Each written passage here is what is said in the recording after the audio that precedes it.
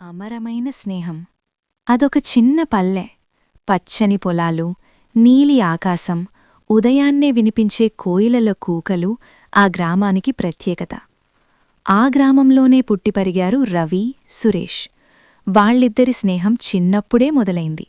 బడికి వెళ్లే రోజుల్లో ఒకే బొమ్మ కోసం గొడవపడినవాళ్లే అదే రోజు సాయంత్రం కలిసి చెరువులో ఈత కొట్టేవారు. రవి చాలా సున్నితమైన మనసు కలవాడు.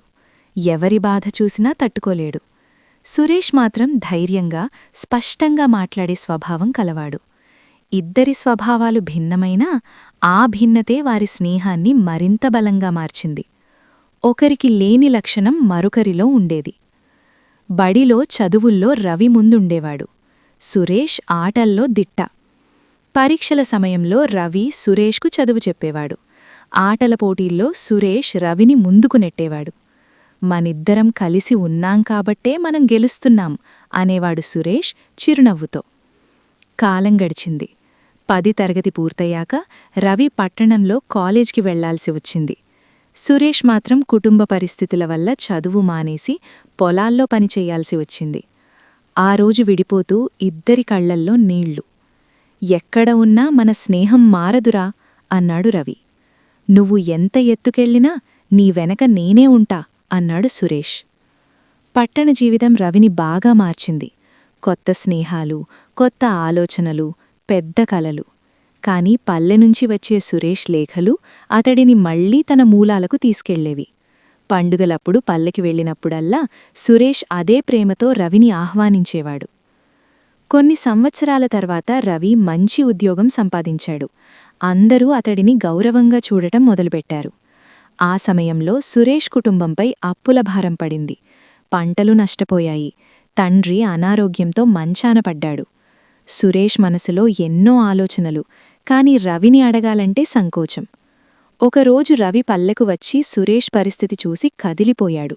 ఒక్క మాట కూడా అడగకుండా తన పొదుపు మొత్తం సురేష్ చేతిలో పెట్టాడు. ఇది సహాయం కాదురా, మనిద్దరి మధ్య లెక్కలుండవు అన్నాడు రవి. ఆ సాయం వల్ల సురేష్ కుటుంబం మళ్లీ నిలబడింది. కొంతకాలానికి సురేష్ చిన్న వ్యాపారం మొదలుపెట్టాడు. కష్టపడి, నిజాయితీగా పనిచేస్తూ ముందుకు సాగాడు. రవి కూడా ఉద్యోగంలో మంచి స్థాయికి చేరుకున్నాడు.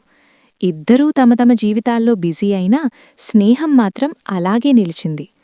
అయితే కాలం మరో పరీక్ష పెట్టింది. రవిపై ఒక తప్పుడు ఆరోపణ వచ్చింది. ఆఫీసులో కొందరు అతణ్ణి తప్పుగా ఇరికించారు. ఉద్యోగం పోయే పరిస్థితి. ఆ సమయంలో చాలామంది దూరమయ్యారు. కాని సురేష్ మాత్రం రవి పక్కనే నిలబడ్డాడు. నువ్వు నిజాయితీగా ఉన్నావని నాకు తెలుసు. ప్రపంచం నమ్మకపోయినా నేను నమ్ముతాను అన్నాడు. సురేష్ తన వంతు ప్రయత్నం చేశాడు.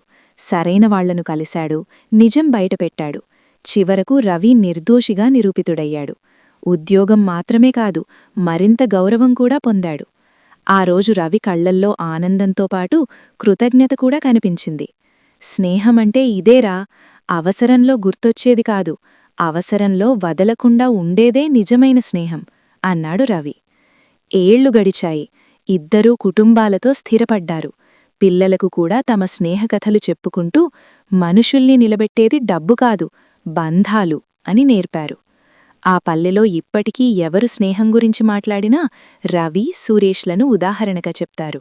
ఎందుకంటే వారి స్నేహం కాలంతో మారలేదు, పరిస్థితులతో కూలలేదు.